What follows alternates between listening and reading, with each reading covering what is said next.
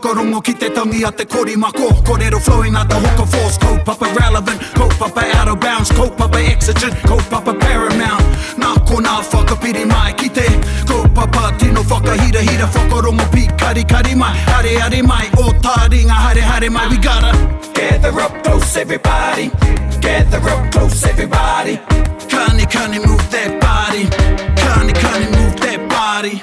E ngā taringa rahirahi, e ngā taringa whitirua, e ngā taringa huruhuru. Huruhuru. Tēnā koutou nau mai hoki mai anei ki a taringa, e whakapāho atu nei ki a koutou. Kia ora. Kia ora. Kia ora. Tēnā kōrua e hoa mā. Tēnā kōrua, tēnā koutou. Tēnā kōrua. O tērā, tēnā koutou katoa. Ana. And here we are coming at you from the bustling metropolis of Te Awamutu. Te Awamutu. Ai. Beep, beep. Waipa, the home of champions. Ana. And yes, proudly brought to you by Te Wānanga o Aotearoa. Yes. I made sure I said brought, not bought. Even though I don't do that. That we can't be bought. Hoi anō e te iwi, anei rā mātou, ana rā koutou, anei ko tātou. Ko hoki mai, and we're in for, how tēnei rā? Patapatai. Patapatai. Yep. Patapatai. But before we get into our patapatai, going with the theme at the moment, well, it's not a theme, there's been a bit of kōrero lately. On the tips of everyone's tongue. Yeah. So this kiwaha is pertinent. yes, tika, hāngai, tino hāngai. Tino hāngai. Anei te kiwaha. Whakarongo mai. Kaua e tunu huruhuru. Kaua e tunu huruhuru. Kaua e tunu huruhuru. Kaua e tunu huruhuru. Ko ai te hea kai ana i te huruhuru. Wow. Wow. Oh, Kai a koe kei tauna. Tēnā pia e painga ne e te. Tēnā mai. Now, we just had a kōrero about this. And Erica, what did you think first off when you heard this kiwaha? Don't cook huruhuru. Yeah, you're right. E tika tai. Well, you know, it just reminded me of sometimes you might go to somewhere to eat and there might be a hair in your food. Tika! Yeah, you don't want that. You know what that? Nah. Actually, I ngā pō I haru te tiki inu māku and my cup had a huruhuru in it. Yeah. Anyway, Kyle. So there's lots of meanings for huruhuru.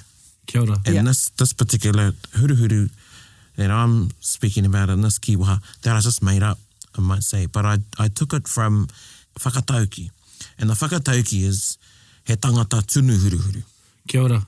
And if you were called that, you're a hasty person and it could even be quarrelsome. I'm not sure about the quarrelsome and it comes from cooking a bird with its feathers on. So you're in a hurry. So you cook could be a kereru or whatever. Aye. You cook the manu before plucking it. Kia ora. Te huhuti ngā huruhuru o te manu. Is that like the cart bolting before the horse? No, I think that's a bit different. Ah, okay. Yeah. And that's tino he nei. That's putting the coat. You put two together. I put two together. Yeah. The cart horse. bolting before the horse. The cart before the horse. The cart before the horse. Ah, okay. Yeah. Okay. No, this is when you're in a hurry. Mm-hmm. So you've done something. You're hasty. So hasty is when you do something. When you're hasty, you've done it quickly, so quick that you've cut corners. Yeah, exactly. Yeah, cut corners. Yeah, that's a good one. Yeah. Kia ora, Erica. Yeah. Thank you for saving me. Yeah. I was going, where are we going with I was this? just imagining this person cooking a bird with its feathers on. Yeah. Even though, interestingly, there is a method for cooking kereru with the feathers on. Well, yeah, I don't know if it's true, but ages ago I remember I saw this black and white, old black and white film. Heka, kei te ngaro nā kupu Pākehā te rānei. Well, it must be tatu ana ki te mahuru. Yeah, could be. And I think e wahine me tētai tāne, and they've got a kereru, and they put clay on it. Aye. Oh, yeah. Yeah. And then they put the clay in the fire and cook it. Oh, and then doesn't all the feathers come off of the clay? Yeah. When it's cooked? That's how you meant to cook hedgehog. Hey? Yeah, to get the spikes off. Well, thank you very much. Did not know. There you go, You Te could Iwi. eat those. Ko e tunu, how te kope mua te I didn't know you could eat them either, but koina tā e tahi. Yeah. Okay. So, but this is talking about cooking something with its huruhuru on. So don't be in a rush. Don't be a rush, cool. Yep. Don't be slow down. Don't poach your eggs before you do your toast, because then you overcook your poached eggs and you got to put the toast. Talking timing about there. that, Yeah. I always try and get my timing on with the poached eggs and the toast. Kia ora. And Vogels takes a little bit longer. Yep. Yeah, you have to double toast it. Yeah. Yeah. Have you got a little bit more button on your toaster? No, just got the dials. Yeah, I've got a little bit more button. So if it's not done Yeah. to how I like it, you can push it down and push the little bit more button, and it does the extra maybe 30 seconds, Oh, yeah. Okay. Yeah. which is just enough. Yeah. And for poached eggs, you wanna crunch your toast so it doesn't soggy your toast. Yeah. So yeah. I'm pretty fussy with my poached eggs. Yeah, same. I start Quite again. disappointing I when start you again don't if get I that don't yolk sauce. Yeah. Yeah, I between 2 dry and 3 mine minutes. on, Yeah. on the handy towel. Yeah, yeah, koina. Yeah, Or yeah. a piece of stale bread or bread that you're gonna, Yeah. yeah. Anyway, so kaua e tunu huruhuru. Yeah, that's what we're talking about. In my mihi, I mentioned the taringa, Rahi, Rahi, rahi. rahi, Kia ora. and there's someone with big ears, Aye. and they hear everything, and usually the things they hear are bad things Yeah. about them, and then they take kariri. Kariri, yeah. We also use that. There's a kōrero poem, Ngāpuhi Taringa rahi rahi. But rahi rahi means thin. Right, Oh, Thin is easier to catch. Same thing as easier to hear things. right. all right. Yeah. So rahi rahi for us is, yeah. Rarahi, big, yeah, but rahi rahi for thinner. Thin, yeah. Ngāti mango taringa tahi. Oh, yes. What does that mean?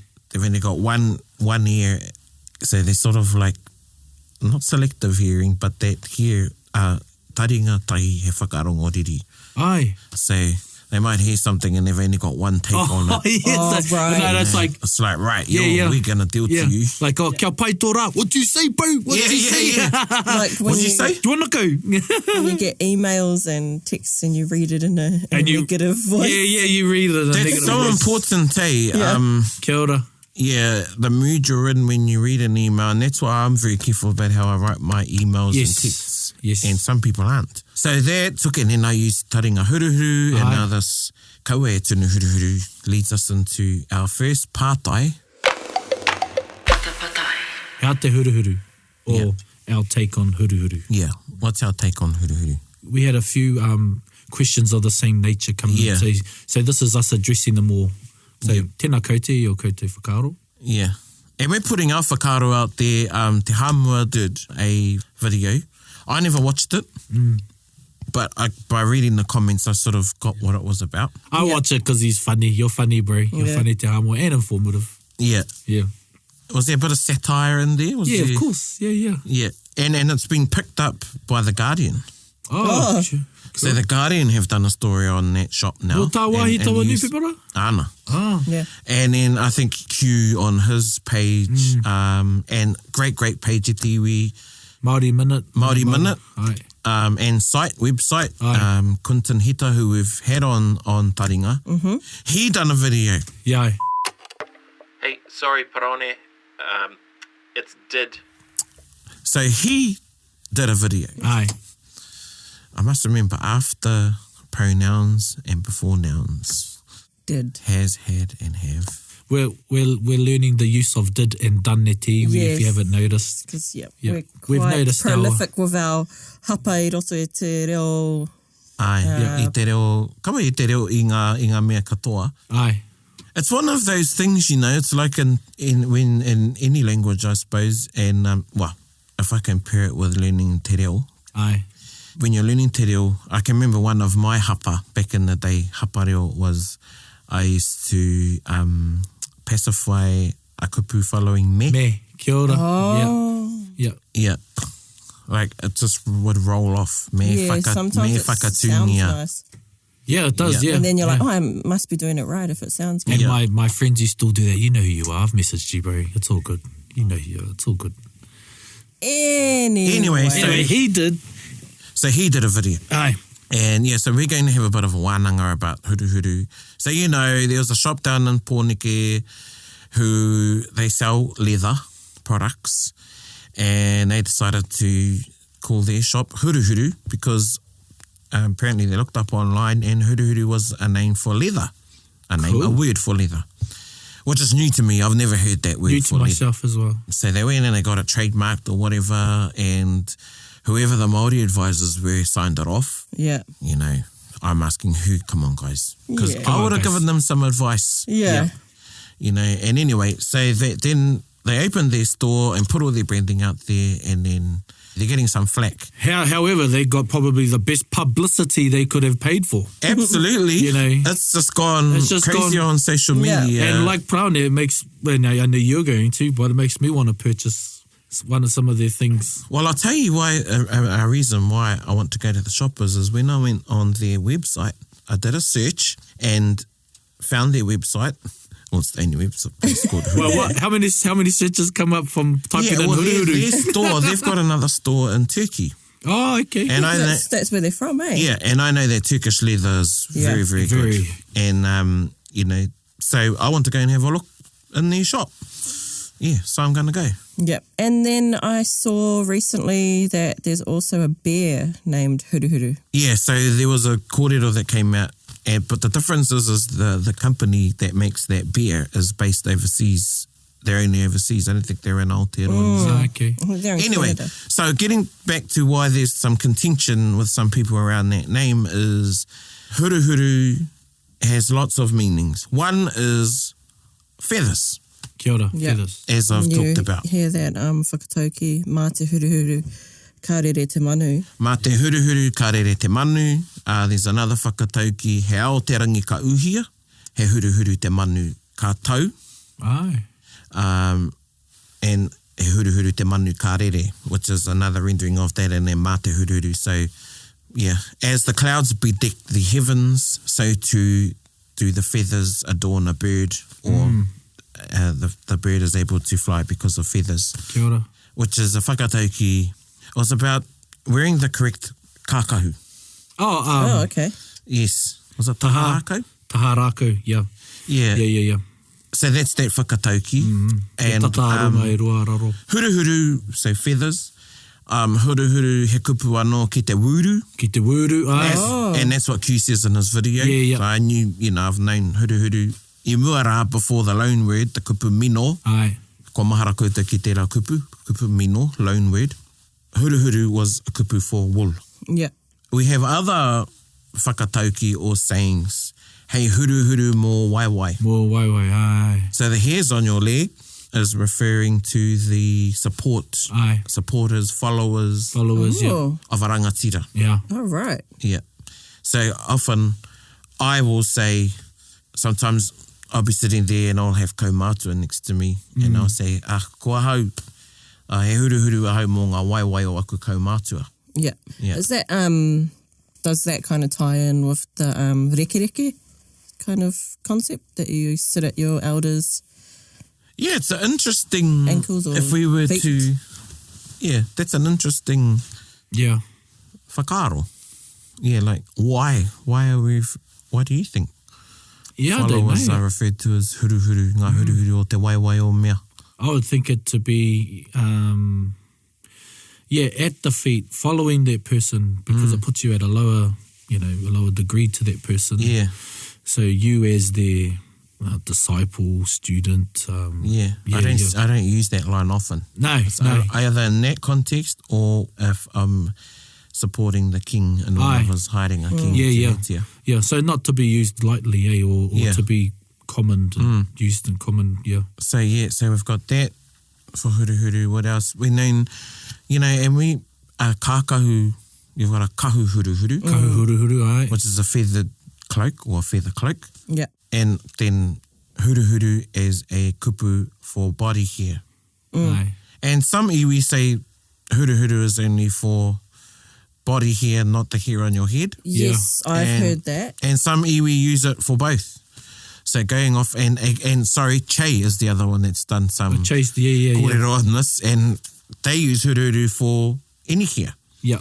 And so does Ngāpui, by Aye. the sounds of what Q said. That's why I had come to know, I wasn't really, when I heard it called huruhuru, yeah, I giggled because I know what others might think, but it's just here to us. Yeah. Yeah. Could be just hearsay. Could be hearsay, yeah. It is a rather curly one. Ko te kupu huruhuru nei, ko e te e whakaaro ana eki e hara koutou I te Māori. Yeah, yeah. You're not Māori, you shouldn't have used the word anyway, which I think is and if you had to be Māori and talk to some Māori, well, I think that's a role. I'm all into people using te reo, Yeah. you know. We want the language to survive, and we're saying, you know, we're promoting the language, kia kaha te reo. Is it only good on wiki o te reo? Yeah. For somebody to use te reo, Yeah. you know. Yeah. Well, they're selling things. I mean, if we want our language to survive, want our language to get out there, then e pai ana. Yeah. Okay, they could have done a bit more consultation, but don't use that as something, hey, tūraki, ia rātou, because what I don't like and what I saw on Facebook, I think Stuff reported or might have been, that they've been suffering abuse. Yeah. Yeah. Yeah. Yeah. So I sent them a nice email the other day. Oh, cool. Haven't had a reply yet because they... Oh, they I might don't- have read it angrily. No, it was a nice email. You can't read it angry.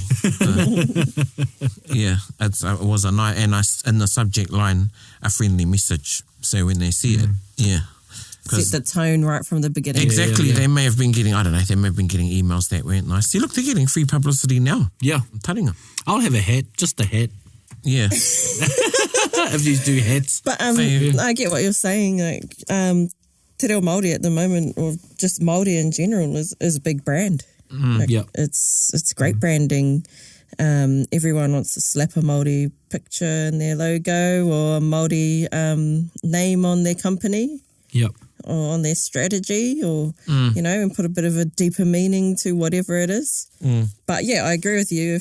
If we want it to survive, then use it, because I know, like, when I've been overseas, and if you make a little bit of effort to learn some of their words and their greetings and use them over there, people really appreciate it. Yeah. Yeah. You know, Yeah. they love it when you speak some of their language. I believe the intent was pono.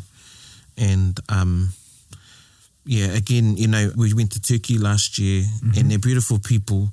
Maybe it's because I've got a soft spot for Turkey, but and our guide that we ended up befriending over there, he was learning te reo off us. And I know how important their reo is to them over there, so I couldn't see them doing this with malice. With malice, or- yeah. Yeah. Yeah, they probably want to be a part of the landscape, eh? And so they're like doing what they think is right, is finding a word that means the same thing in this language. But yeah, to me, I am of the same opinion with Prani, with us all promoting te reo Māori, and we have to do a lot of self-reflection. I think we do get precious with our language, and so we should, but to an extent where we abuse others for using it, it doesn't really let it get out, you know. Yeah. And why don't you, perhaps you should open your own business and call it what you would like it, if you want to see, you know, the right language put out or whatever. But no, I welcome it. I have no problem with it. It's only huruhuru. Yeah. It's only huruhuru. And, you know, I like the fact that it's bringing up this conversation because, you know, we like the toilet humour, you know, huruhuru, giggle, but it has so much other meanings to it. Yeah. You know, and we shouldn't bog ourselves down, or, you know, bog that word down with just that meaning. Yeah. I mean, because, yeah, it's too childish, and it has so many other brilliant meanings. We can use it in so many other ways. And it sounds cool. Yeah. Hoodoo. Huru. Yeah, I think taking, you know, something positive out of here has definitely opened up a wānanga Aye. in circles of conversations. Aye. Yep. And, you know, for people that didn't know, they're more enlightened. Kia ora. Mō tātou, kia tātou te hunga kōrero Māori, ko āta whakaaro tātou. Yeah. Ko whakaaro anō tātou, whakaaro ake rānei. Tēnā, wānanga tia te kupu, Kawakara te kupu e kaiponutia, e purutia, tāmi ki tētahi tikanga kotahi noiho. Ai. Engari kia whānui o Ai. tātou whakaro ki tērā kupu. I mean, you know, we could have discussions about other kupu like tara, Like tara. Yeah. you know, nui ngā tikanga ki tērā kupu, ki te Ai. tara. Koinei te atahua o te reo Māori. Ai. Yeah. You know, Pēnā the no i other- te kupu mate. Ana. You know? Yeah. Ana. Yeah. You know, any other sayings we've had huruhuru mo ngā waiwai, mate huruhuru, kārere te manu, taringa huruhuru. Taringa huruhuru. So taringa huruhuru is someone who's got hairy ears.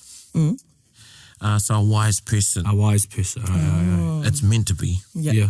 So I think, you know, in the old days, way back in the olden days, Way back. someone who was older seemed to be wiser. It's Yeah. not always the case, but Yeah.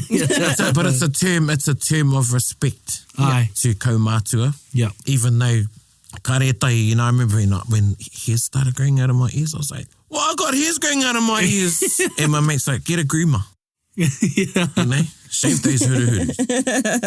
Shave feel- those huruhuru, not huruhurus. And I did. And I did. You did. And it's actually in one of our karakia that was used at the Battle of Ōrākau to give speed to the people as they were leaving the pā.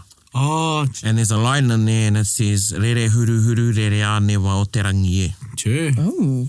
Yeah, and it's a koina tērā karakia hei whakatere i te tangata. He hea no taua tuahua karakia? Kia tere ake ai te tangata, wete Yeah. ai te whiwhi, wete ai te hara. What's the name for that type of karakia?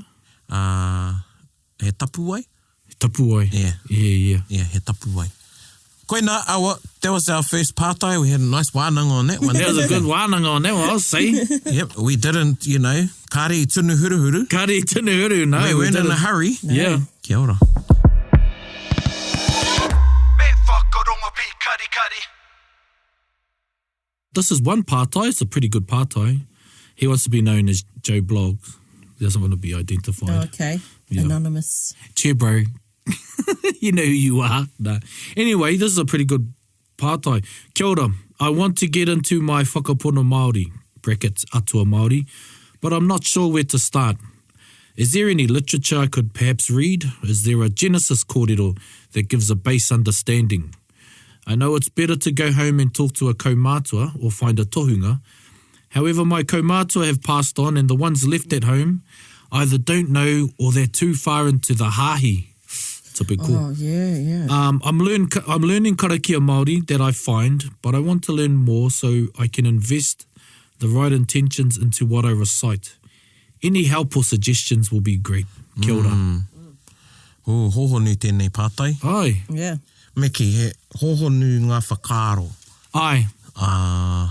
o roto O roto, ai. i te pātai nei. Let's hear it again, please, Puhere. Maybe we'll look at it in sections. Yeah, so I'll read to the first question mark. Tika, well, there's a few layers. I want to get into my Whakapono Māori, but I'm not sure where to start. Is there any literature I could perhaps read? And there's a lot. Yeah. Let's look at that word whakapono. He aha te whakapono Māori. Ai. So, what's your whakaro on whakapono Māori, Erica? What's your whakaro? My take on Whakapono Māori is that all of the atua, to me, is just nature. You know, they all represent different facets of nature. And to me, I feel like it's easy for me to believe in it because I can see it. Yeah, that's just my take on, rather than for me following a hāhi and... Oh, so you're not a hāhi person? No, You're not ringatu? no, I don't know enough about it. Yeah. No. Is your whānau ringatu? Yep. Oh, cool. I personally didn't grow up practicing it, Yeah. and I don't But you feel know you have enough more of about a it. connection to... Yeah, I believe in tangaroa and taone mahuta and those types of things because I can literally see it and I feel like there is an energy about it which would just, it feels real to me. Yeah. Yeah. You pretty much summed up when we went that, and I've referred to this when we went to Kaholave. Aye. There's a group of us, it was Rangi Mātāmua that led us over there, and this pātai was asked by one of our matamata huanga to one of the practitioners of their tikanga and their ceremony who came to Wānanga with us one morning. She flew in on a helicopter. And the question to her, what is traditional Hawaiian religion?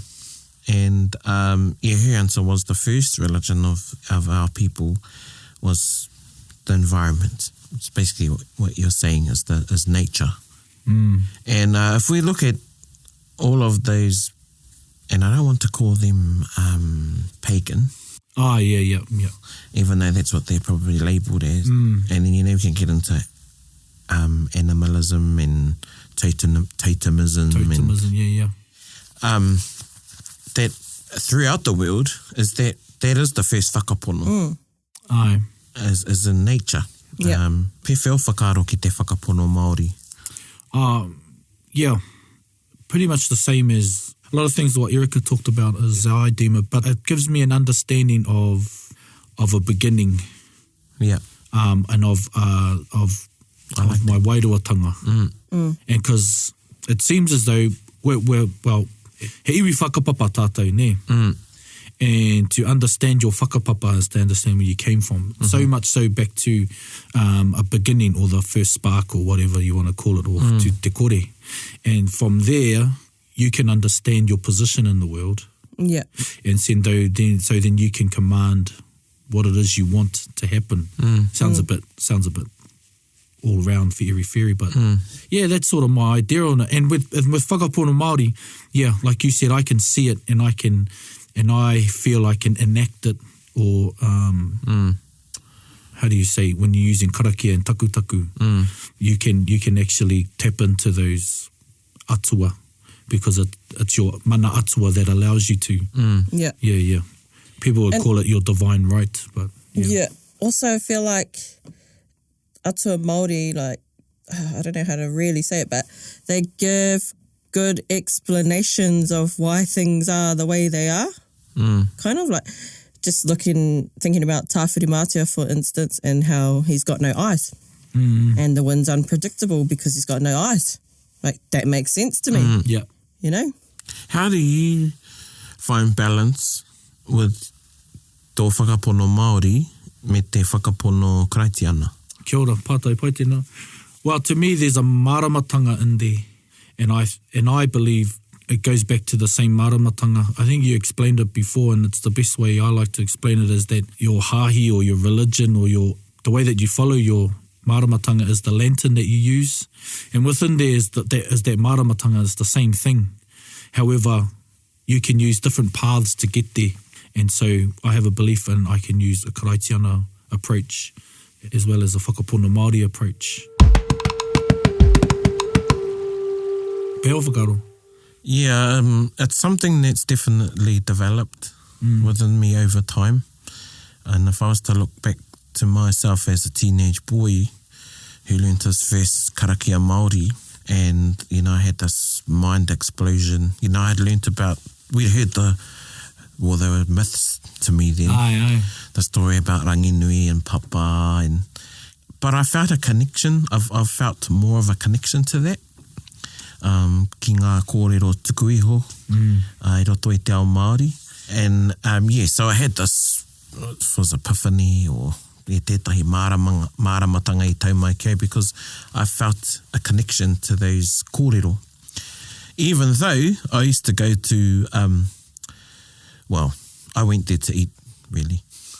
Sunday school? Yeah. I always had nice treats. This time I tried dried on a fruit. Sunday. Yeah, some of my mates were in there. Yeah. And they had chippies and... Games. Yeah. And I'd go along, and it was cool. And I liked the stories that I was told.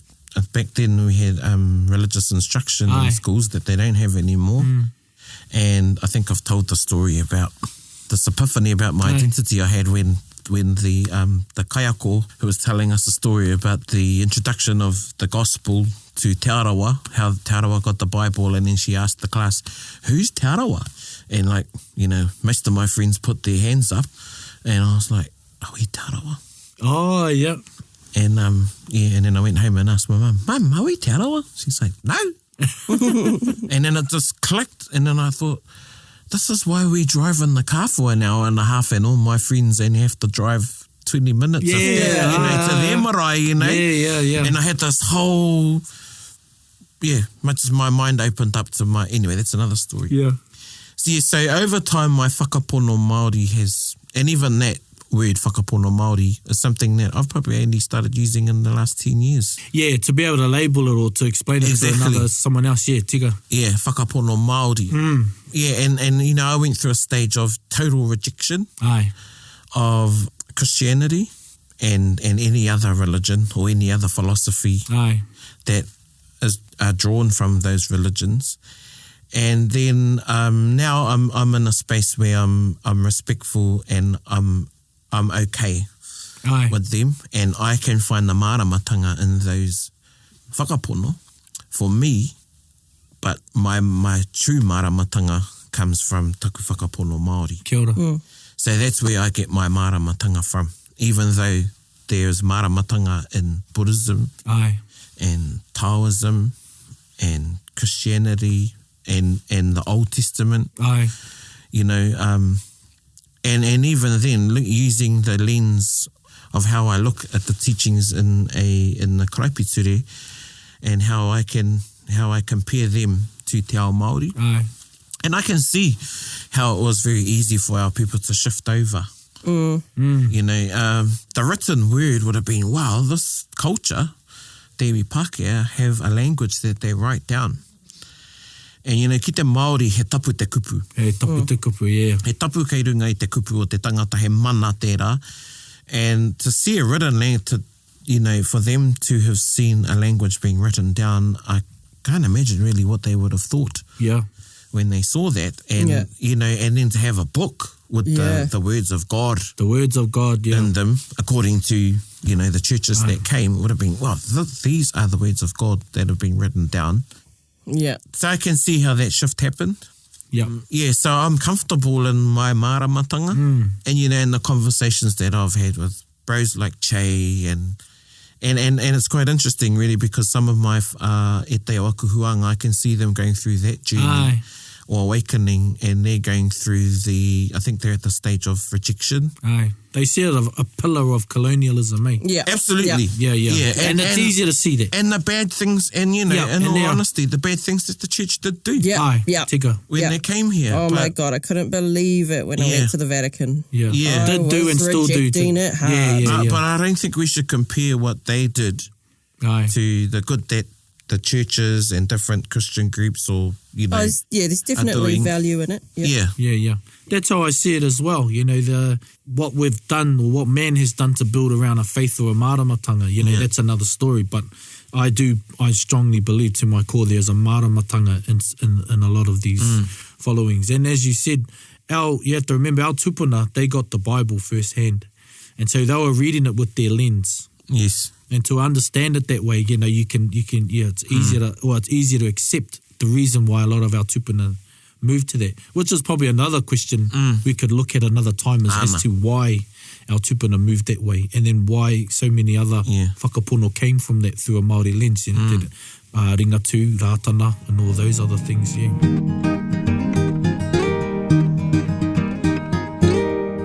Pewhia nā atua Māori, he atua kōrero Pākehā?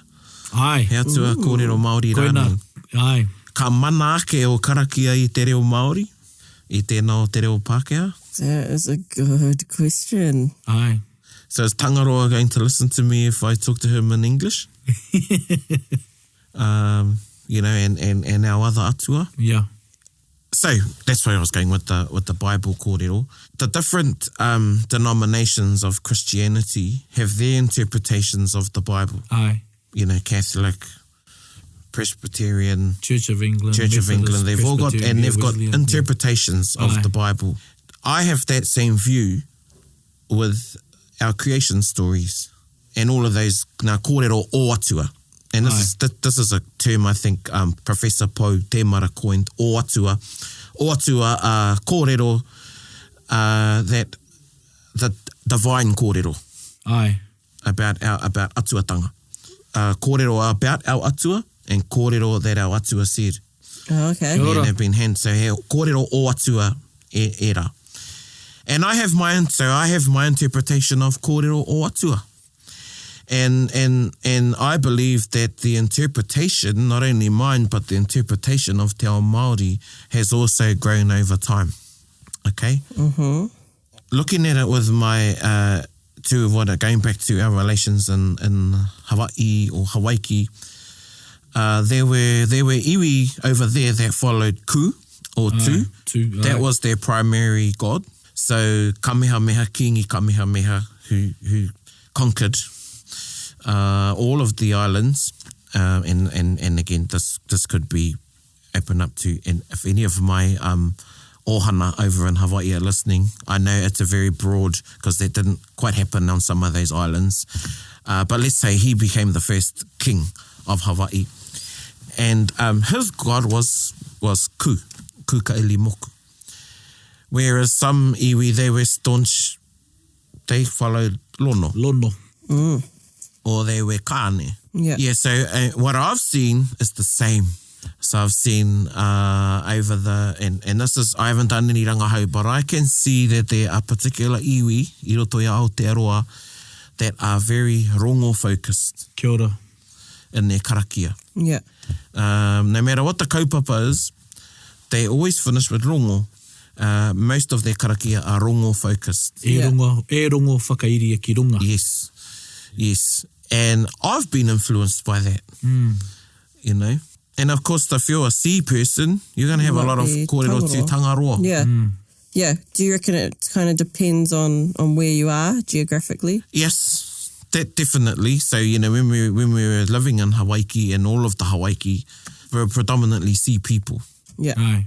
And, you know, this is something we've had a kōrero about with rangi, you know, tūhoi, or if you lived in land, you're going to be primarily tāne. Yeah. Maru for the rivers. But I can see there's a shift. So, you know, we're not warring like we used to. So tu sort of takes a backseat. Yeah. Not even though relevant. tu, and this is the whakapono of both taku mohi o Tainui and Te Arawa, and mā tātua, is tu, ko tu te atua o te tangata. O te tangata, hai. Aha kua tāne, aha kua wahine. And that battle that tu had with his brothers, you know, we're the embodiment of tu matauinga. We still battle with. Aye. You know, we go out and we get kai from tangaroa. Right. Yeah. You know, Yes. We eat That's tangaroa. true. We eat tāne. Aye. And hence our, if you look at it that way, hence the reason why man does what man does to the earth. Yes. Koina tōna pakanga Yeah. ki ona tuakana taina. Yeah. Yeah. But when we do that, traditionally, we recognise the Māori of those places. We recognise the Māori of Tangaroa. Yeah. We revere. So even though ko tūtate, we revere the Māori o tāne, the Māori o Tangaroa. Aye. Because in essence, you're actually, when you cook something, you're removing the Māori from it. Or you've taken it from its place of Natural existence. Changed it to whatever it was into another state. Yeah. And pai tēnei kōrero. Aye. So if you're listening, the person who asked the question, you can see that we're all talking about our interpretation or our experience, I guess, of Whakapono Māori. It isn't one thing. Aye. It doesn't fit in a box. And my Whakapono Māori is informed by my knowledge of Te Ao Māori. And Te Ao Māori is Te Tai Ao. Kia ora. Yeah. So it's not a quick answer. Yeah. And I guess you can see that the experience or the journey is part of it. Realising your whakapono, how you said that you've gone through those stages. I've gone through those stages as well. I remember I went to St. Stephen's, Anglican Māori boarding school. And after it's like, nah, that's it. Yeah. You know, I'm flying the flag. You know, we're doing atua Māori, and then you come back to this realisation, there's stuff in there.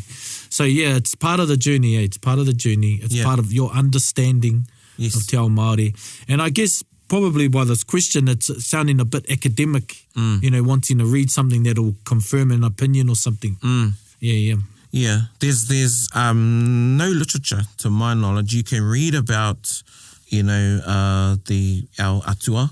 Yeah. You can read about te oroko te oroko tīmatanga, the creation, you know, godly origins, all those sorts of things, but there's actually no, well, I could be wrong, someone might have written a paper about it on Whakapono Māori. Yep. That's something that you've got to find within yourself. Yeah. And then it would be their interpretation, the person that authored such a and their document. experience. Kia ora. Yeah. There is a Facebook page, though, that Mark Kopua runs called Atua Māori. Yeah, well, there you And go. there's some Paia real Mark. gems on there. Paia Yeah. Mark, and what I would say is to be cautious of a lot of Facebook pages. There are people out there, and some of the intentions are well, but not to be hung up on a lot of people's Yeah. You don't know if they're interpretations. credible. Well, yeah, with their own interpretations of it, but what comes behind it. So, yeah. Taringa. Should we look at the next part of this? Yes, Yes. So, is there a Genesis kōrero gives a base understanding? Tick, we've yes. given some enlightenment. And again, let's go back to that. Let's go to that pātai. There's not one kōrero. Yeah. No. Because like down in Ngaitahu, they've got a totally different creation Everybody's story. got a different. Oh, there's yeah. Well, they Everybody, still not have- just yeah. Ngaitahu. Yeah, they still Yeah. have Papa and Tangaroa. Yeah. As the, Yeah. Everybody has got a different version, or maybe not version. Is it version? Is that the right word? Understanding, Understanding. view, yeah. Yeah, view. Yeah, of on the creation. So yes, there is. Yep. There is a Genesis. Yeah. So What that's does Genesis mean again? Beginning. beginning. Beginning, In the beginning. in the beginning. The beginning. See, I even know that that's the first line of the Bible. Yeah, In the beginning, in the beginning, yeah. there was nothing. There was nothing. Go back to your iwi and see and find some people. Yeah. who know. And message me if you have any pātai about your iwi and who you may be able to talk to, bro. So that's It it. feels like we're just getting started. Yeah, we're just getting started. I think man. we need to come back. Me hoki anō ki te whakapono. Yeah. O tētahi, Yeah, Anna, yeah. because we've sort of put it on the back for a bit. yeah. Hoki mai tātou, and I think, you know, kua rite tātou ki te kōrero Yeah. mo tērā. Yep. And because everyone wants to practice, eh? Yep. Everyone's keen to practice. Well, Yeah. that's why te hautapu's taken off. Kia ora. Yeah. As the time's Yep. right. Yep. And our ceremonies and rituals are a pillar or a flag. o e whakatinanatanga E whakatinanatanga, Right. kaina. Yeah. Yeah. Whakatinanatanga e rā mahi. Ai. Te whakatinanatanga o te whakapono. Ai. I roto i te ao kiko kiko. Kia ora. Ne? Yeah. Yes. Yeah, Anyway. yeah. And so it's taken out of our hui mate, even though that's a lolly scramble, isn't it? Anyway, we won't talk about some hui mate we Ko have. te paenga ki au kāre tātou I tunu huruhuru. Ai, tega. Yeah. Ia ta noho tātou, ia ta kai, Ai, ia ta wānangatia nā kaupapa nei. ai, pai. That was only 2 questions. Yeah. Was. Yeah. Okay. You know, I think I've spoken about this before, was when I asked wharehui a pātai and, you know, got an answer 3 months later. Ai. Yeah. And I just loved that because it reminded me. I mean, I'd like to think in those Reminded you, instances. kaua e tunu huruhuru. Yes. Hoi no, tēnā koe I tēnā pātai and tēnā tātou I rā kaupapa. Anei te waiata o te wiki, ori te kaumā waru. Kia ora.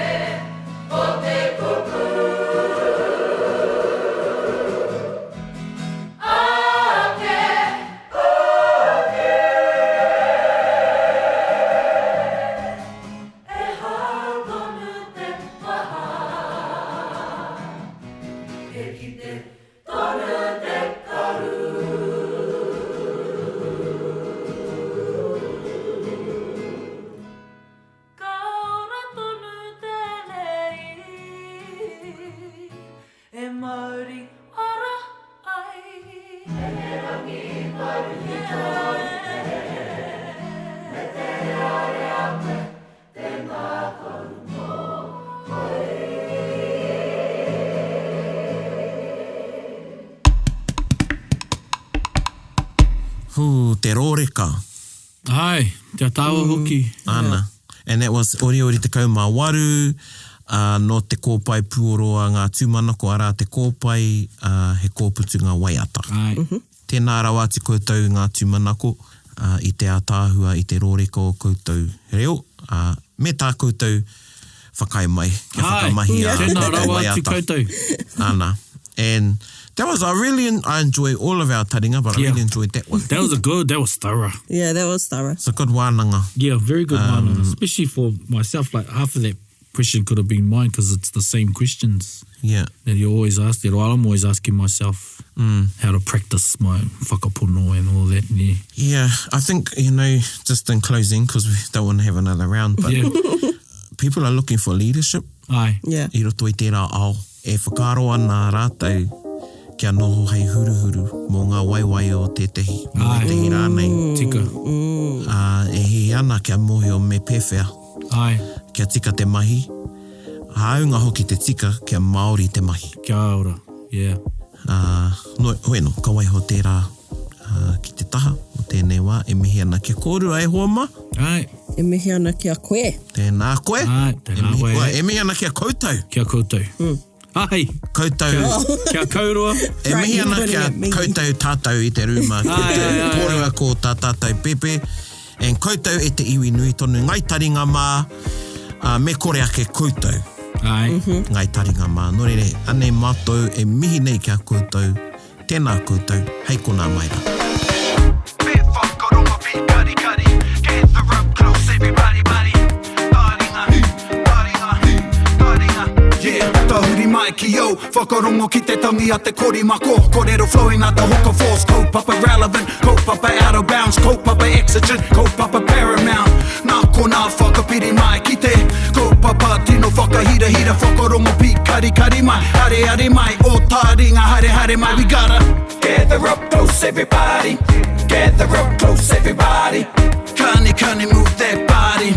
Kani kani move that Taringa, he mea tuku nā te wānanga o Aotearoa, ā nā te māngai pāho I tautoko. To listen to more episodes, search for us on your podcast app and subscribe. Taringa, whakarongo mai.